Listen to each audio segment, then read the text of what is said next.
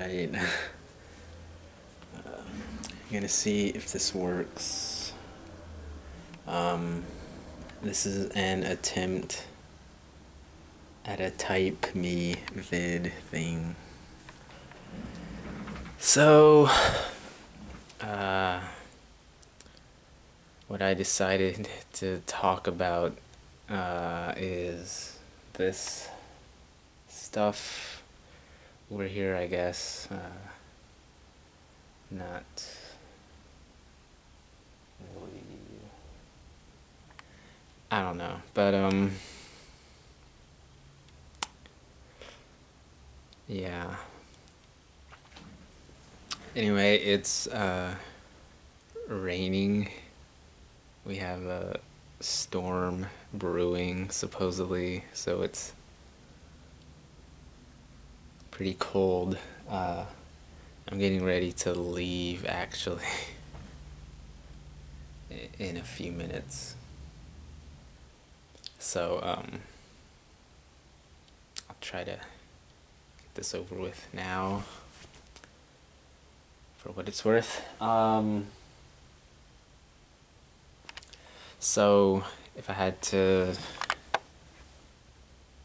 talk about something, we can maybe try this again sometime, or if it ends up being useless and you can't get anything out of this.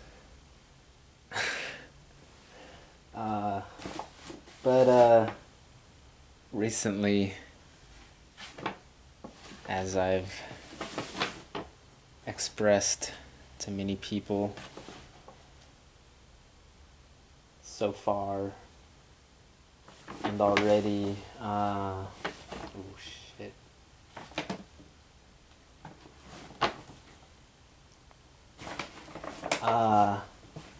Been interested in the fungus, I guess. So I found this, or we found it, for some reason, much to my surprise. I didn't think that we had these growing over here, but apparently we do. I mean, I don't recall if you're hearing about that, or, you know, pouring through the literature. I don't recall this being a decent habitat for these, but I mean, it was sort of wishful thinking that maybe they could grow over here. Not that it's anything special or anything, but I mean, because you can go up north and whatnot to a bunch of mountains, or, you know, slightly different weather patterns. You can go up there, and from what I hear, you can find these, and, you know, all over Europe, Siberia. Those are popular places for the original variety, but we're over here, and like I said, you can go up north to the state, I mean up north, and find these, and I'm guessing some particular forests. Like, I was actually trying to plan a trip over there, and maybe, I mean, now's the season, really.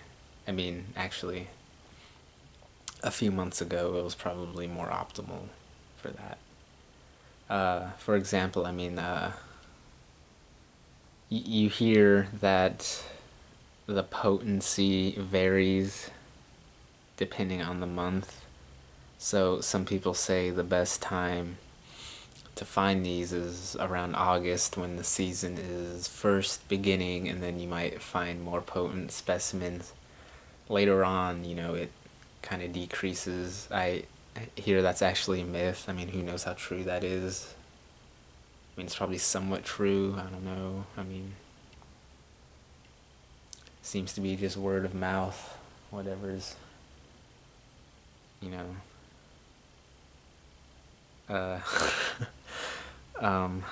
But yeah, these, and well, Actually, if you look closely, it's not really the variety. I mean, it's more of a local variety. It's kind of red. It's like more reddish orange. I have a few other ones. One's actually kind of red. So this I'm thinking is Var flavivulvata rather than muscaria, but I mean that. And so actually assuming that the muscaria, or the original one is I would assume it to be more potent for what it's worth. I mean, and I'd assume that these, the other additional derivatives aren't really, of the species. Because I think this was introduced, I mean, I don't know the exact history, but the earliest occurrences seem to take place in Siberia, and I'm thinking these were introduced over here. I know that they were introduced in New Zealand, but these are over here now, and I'm thinking that there's some slight variation, or, I mean, it could just be the weather. I mean, this is just, I mean, as far accounting for the slight color variations, it's, and there are other ones. This is flavivulvata, I'm assuming. There are other ones that are like yellow with warts, and there are ones that are all white with warts that are the same species, and in the genus there are similar ones that are different. I mean, there's Pantherina, which is like brownish greenish with warts, which is poisonous. Like, I mean, because this is like poisonous too, not deadly poisonous. Because there's Phalloides, which is responsible for many death by mushroom consumptions. These are more, they would be considered poisonous, but it's more like you get sick and diarrhea, vomit, headache, whatever, if that, for a number of reasons. Not for a number of reasons, but for what is supposedly contained within the body. A few different things. I don't know if you want to get into all that, but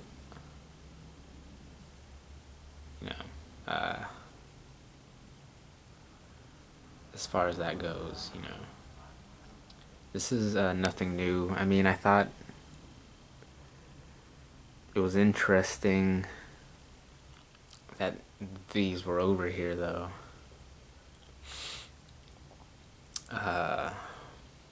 Like I said, whatever. I've tried some, and they're pretty good. I mean, it tastes good. So,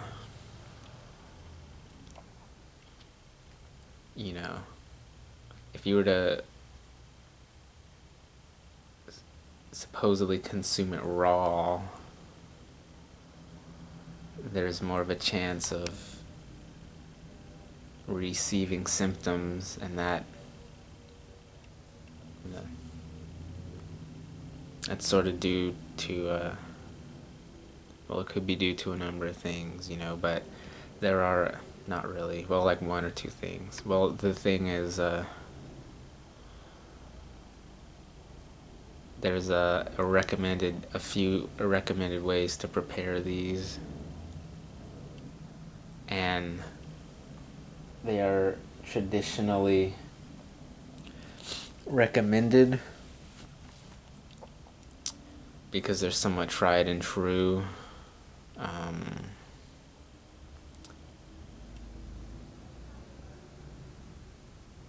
So in case you were wondering,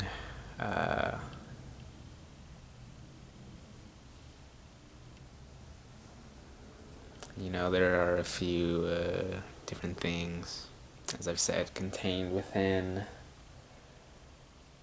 And they say, I mean, it would be helpful to have, you know,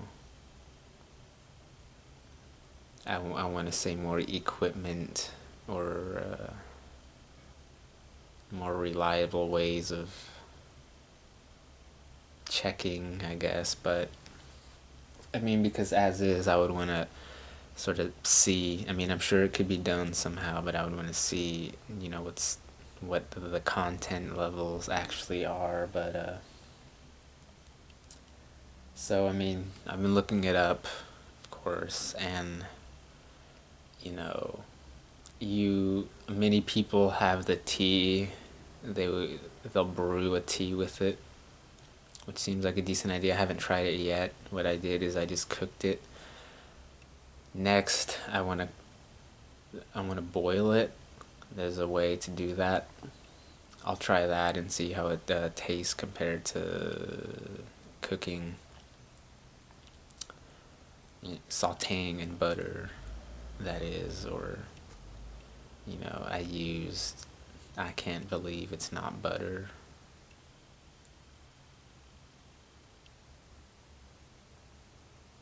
And it turned out decent from what I can tell. Actually, I think I'm having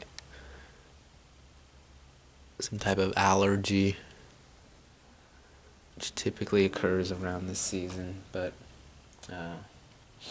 anyway, so those. So we've been getting rain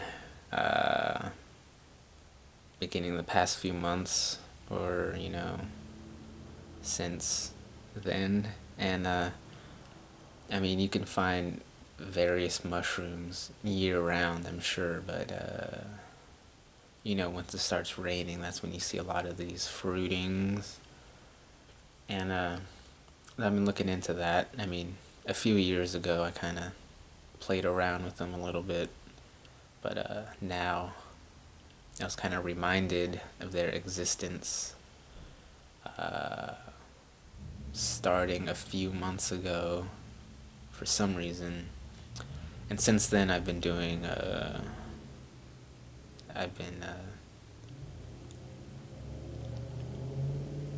reading up on them, and it's turned out pretty well. I've learned a thing or two.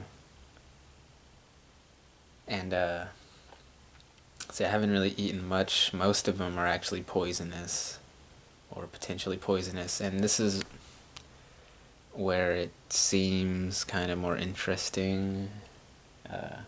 Yeah, a lot of them that we have found tend to be poisonous. There are some edibles, and well, with these you would typically have to, not these, well, I was kind of getting into that.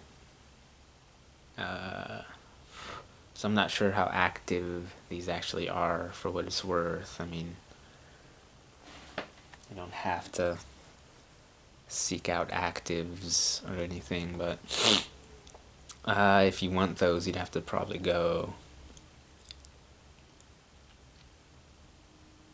somewhere else, you know, to the Bay Area. That's, you know,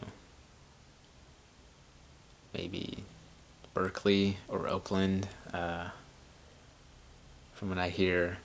But I haven't been over there. I mean, I've been over there, but I haven't hunted. I haven't been over there specifically for the purpose of looking for species, but I'm sure it'll turn out well. I mean, in this area we've cataloged, and they have been cataloged, quite a few. But as I was saying, most of them are actually poisonous. I mean, that doesn't mean that they should be trampled or you shouldn't do that. But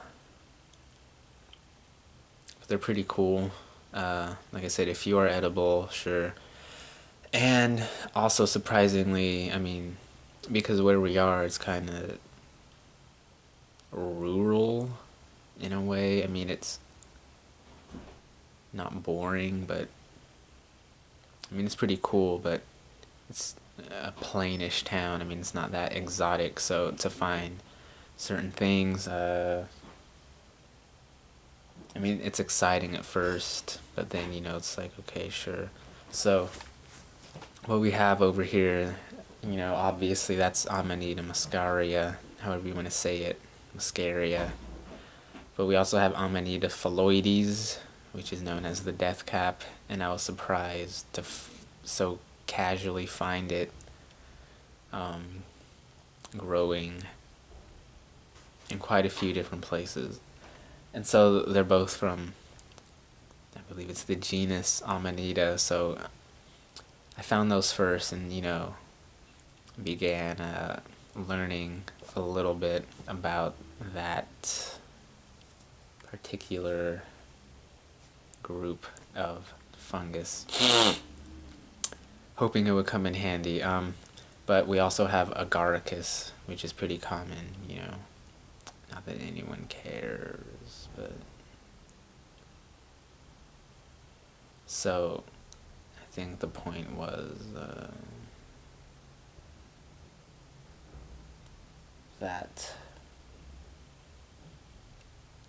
that was kind of cool. So yeah, I haven't looked into those. So that being said, I'm not sure how active these may be. I mean, that, you know, you look them up and you see maps of where they may be. I mean, it's kind of cool. I'm sure they're probably common. I mean, in places in which they typically occur, I hear that they're pretty common, but they might be more common than we have actually suspected them to be. And as far as the activity, I should start measuring out doses for what it's worth. Then that. So I was gonna begin the tea process last night, but the sample that I was gonna use, I was trying to clean it because there's some dirt on it, and I opened it up a little bit and there were a lot of maggots inside, so I threw it away. I could have probably salvaged some of it, but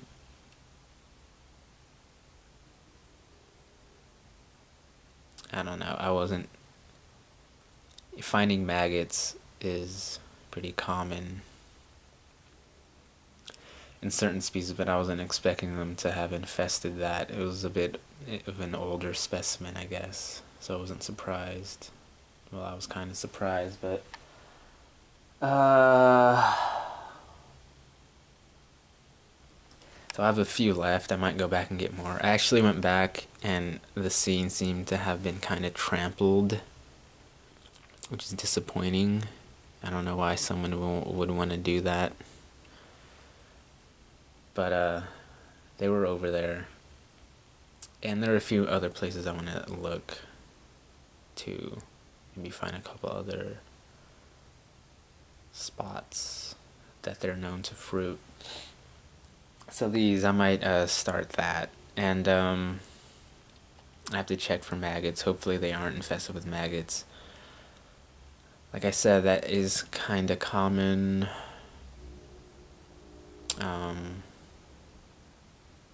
In certain species. But these didn't seem to be the type to have those. Catch my drift. Kind of getting at some other stuff.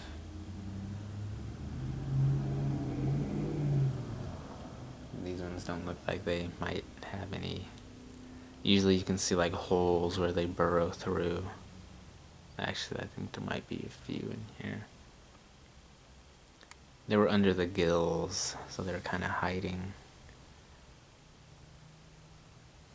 That's why I didn't see them at first.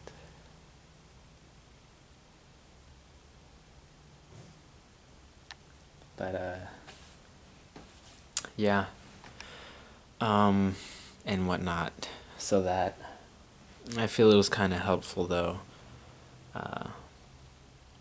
to look into all of that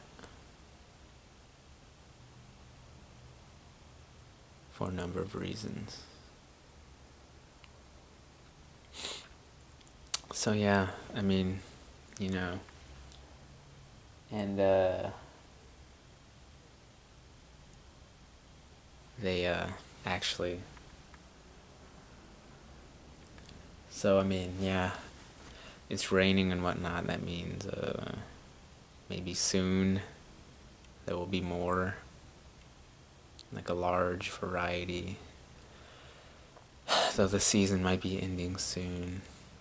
But last time I went back, actually, there were, you know, so I hear that these are basically, they're not that sought after. I mean, they're not that cool or, you know, magic, but people or hunters use them as an identifier or an indicator, because usually when they're near, there are certain boletes near, which are more sought after. I guess they're more edible.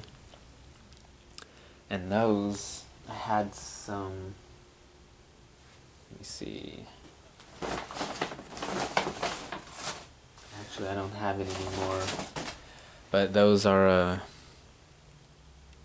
the ones with tubes instead of gills, so they look more like sponges. If you turn them over, I found a few different kinds. They look the same, except there are, you know, some indicators, like one has a ring, the other one doesn't. I mean, there are a few over here. But last time I went over there to the spot, as I said, you know, but so there, some of those were growing over there. I'm not sure if they're like competing with those or what, but I was kind of worried. I'd rather have the amanitas over there than those. I mean, because they seem pretty plentiful. Like the second time we went over there, I went a bit further down, and there was an area with a lot of those boletes. They were pungens. Suilus pungens, like suicune, or Suilus pungens, which, I mean, they're edible, but that one actually had a lot of maggots in them. They're pretty spongy, so I'd imagine they would be preferred by maggots. But I'm going to go back soon and see how they're holding up, and see how much the other ones grew and stuff. And so yeah, like my nose starts to, I feel it in one of my nostrils. It's like bigger, and it's kind of aggravating, but it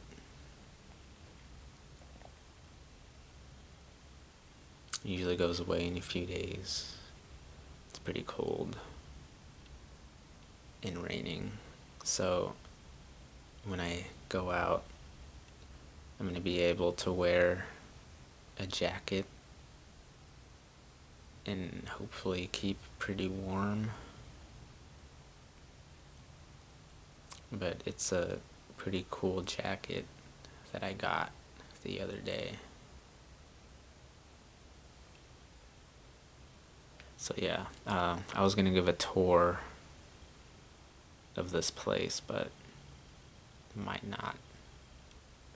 Maybe later. Nah. Because yeah.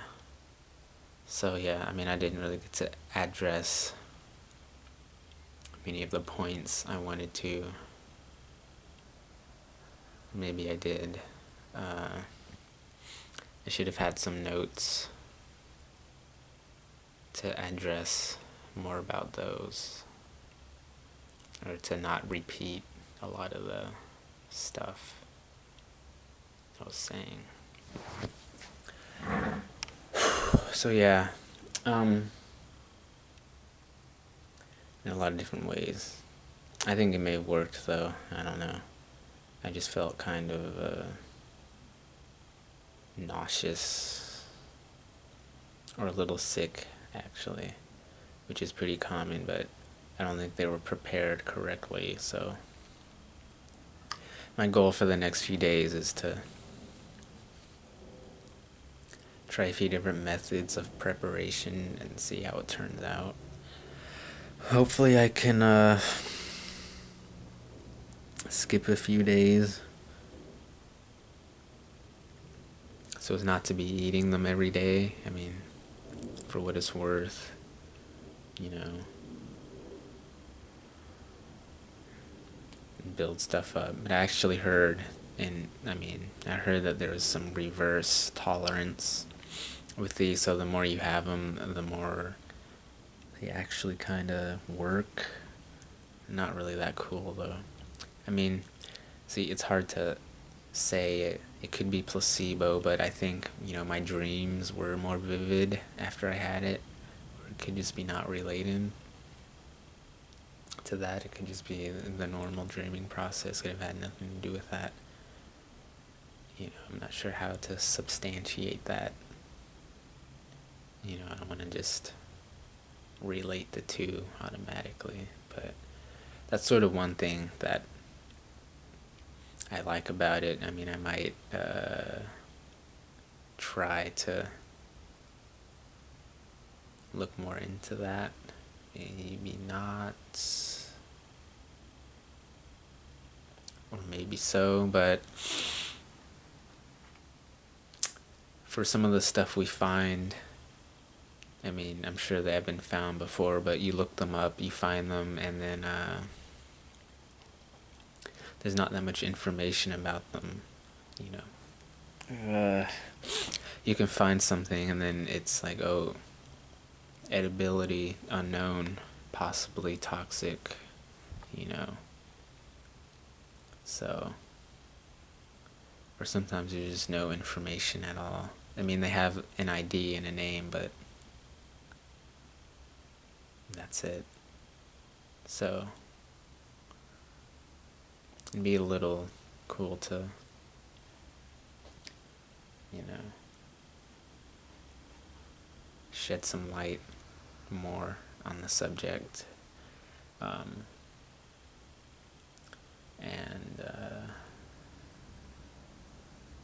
Yeah. So, yeah. So, you know, so some of these things end up looking pretty similar. And after a certain point, the only way to tell them apart is to use a bit of microscopy. And, you know, from what I hear, you know, you would just look at spores really magnified and see some subtle differences. So that's another way to tell them apart, you know. So that's what I meant by that. I don't really have that at the moment. I might try to maybe borrow. I might be able to use a microscope, I think. I have to ask. Gotta look around. Anyway, yeah. So that, you know, there's some other stuff too, but I think I have to get ready.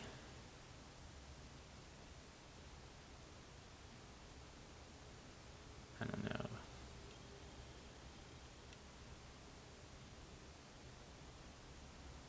That isn't really what I wanted to say though, but that's funny.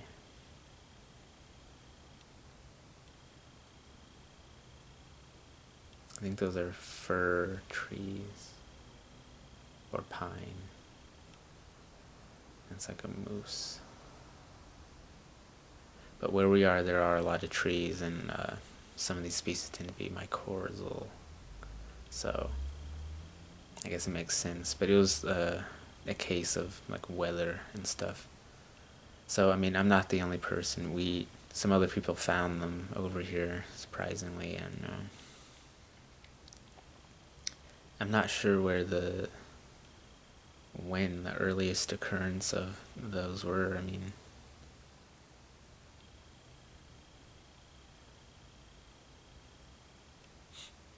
yeah, so I know they can be found near Southern California, near the bay.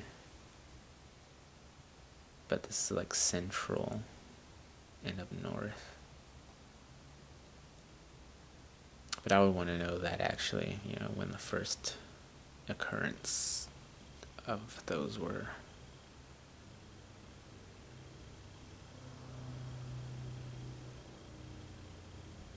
But yeah,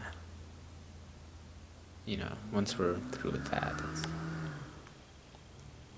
and there's still more to know about that. I was studying the Agaricus family, or genus, and different species. Seemed like a good place to start. And then, there are Amanitas and other ones. Anyway, yeah, I think I have to go, but probably delete this.